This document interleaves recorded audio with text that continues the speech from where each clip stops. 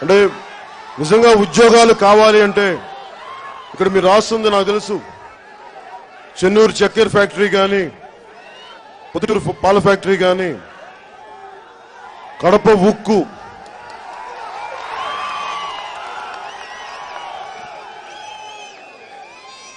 కడప ఉక్కు మన హక్కు అది. ఎందుకంటే గని ఇంత ఉంది. ఏమంటారు, మన గనిలో క్వాలిటీ గని లేదంటారు. అలాగే మరి యురేనియం తగ్గిపోవచ్చే, యురేనియం క్వాలిటీ ఉంది, దాన్ని సరిగ్గా తీసుకెళ్లే పరిస్థితులు కూడా లేవే. అంటే దీని గురించి పోరాటం ఎందుకు చెప్తున్నానంటే, నిజంగా మనకు ఉక్కు గని కావాలంటే నేను గొంతెత్తి ఈ రోజున ప్రధానమంత్రి గారిని కూడా బలంగా మాట్లాడగలనంటే వైసీపీ నాయకులందరికంటే కూడా, తెలుగుదేశం నాయకులందరికంటే కూడా నాకు ప్రధానమంత్రి గారు బాగా తెలిసిన వ్యక్తి. ఆయనకి నేనంటే ఇష్టం అయినా కానీ నేను గొడవ ఆయనతో పెట్టుకున్నాను. దేనికంటే స్పెషల్ కేటగిరీ అనే స్టేటస్ మీద ఆయన మాట వెనక్కి వెళ్ళిపోయినందుకు. దానికి నేను బలంగా గొడవ పెట్టుకున్నాను. వ్యక్తిగత ఇష్టం ఉన్నంత మాత్రాన, నేను వ్యక్తిగతంగా వ్యక్తికి ఆయన గౌరవం ఉన్నంత మాత్రాన రాష్ట్ర ప్రయోజనాన్ని అక్కడ పెట్టను, అది మర్చిపోకండి. అలాగే మనల్ని దెబ్బ కొట్టిన భారతీయ జనతా పార్టీ, మనకి అండగా నిలబడలేని భారతీయ జనతా పార్టీని కాదని రాష్ట్ర ప్రయోజనాలకు నిలబడ్డాను.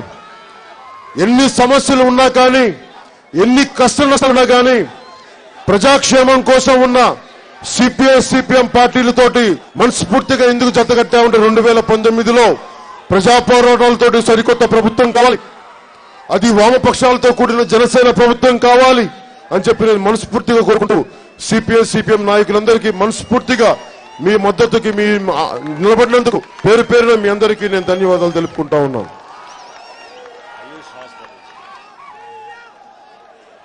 అంటే ఇక్కడున్న అగ్రిగోల్డ్ దగ్గర నుంచి, ఆయుష్ హాస్పిటల్స్ దగ్గర నుంచి ప్రతిదీ ఇవన్నీ ప్రత్యేకించి, ఎందుకంటే మార్చి 14న ఫార్మేషన్ డే జనసేన పార్టీది. ఆ రోజున ప్రతి సమస్య మీద ఆ ఆవిర్భావ సభలో నేను అన్ని మాట్లాడతాను. సంపూర్ణమైన మేనిఫెస్టోను కూడా అది మార్చి 14 పెట్టాలని కోరుకున్నా, కానీ సమయభావం కొద్ది రోజులు లేట్ అయ్యేలా పరిస్థితులు ఉన్నాయి. ఆ రోజున ఇవన్నీ ప్రస్తావిస్తాను ఆ రోజున. అందుకని దయచేసి అప్పటిదాకా మీరు నాకు సహనం పాటించాల్సిందిగా నేను కోరుకుంటా ఉన్నాను.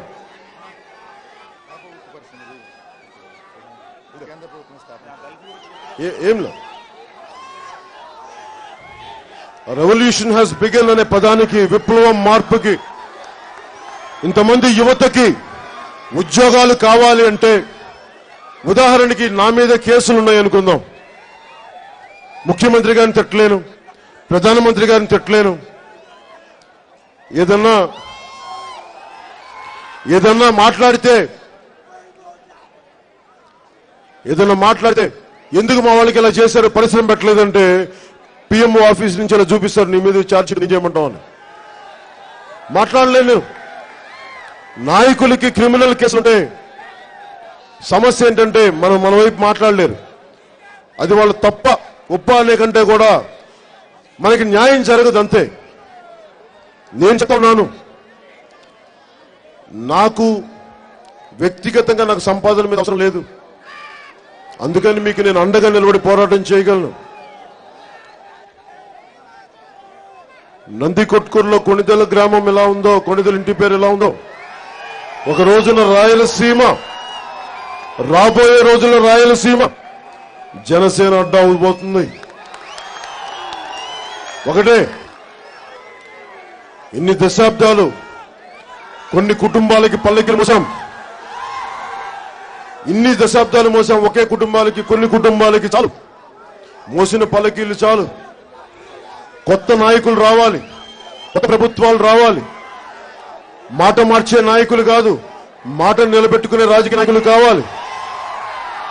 నేను కోరుకుంటుంది ఒకటే, ఎస్సీ ఎస్టీ బీసీ హాస్టల్స్ అని చెప్పి, ఓసీలకి అసలు హాస్టల్స్ అది గవర్నమెంట్ కల్పించనుకోండి, అందరికీ కలిపి కామన్ స్కూల్ సిస్టమ్ పెడదాం, కామన్ కాలేజ్ సిస్టమ్ పెడదాం. అందరికీ సమానమైన అవకాశాలు రావాలి, అందరూ ఒకే చోట చదువుకోవాలి. అలాంటి పరిస్థితులు నేను తీసుకొస్తాను. ఎందుకంటే నా ఇంట్లోనే ఇన్ని మతాలని ఇంత వ్యత్యాసాన్ని భరించగలిగి అర్థం చేసుకున్న వాడిని. దాని ఆలోచన విధానం నేను సమాజంలో తీసుకొస్తాను. అందుకని ముఖ్యంగా ఏ మూలకి వెళ్ళినా మాకు ఉద్యోగాలు లేవు. మనకి మైదుకూరులో ఇంకా నీటి ఎద్దడి ఉంది.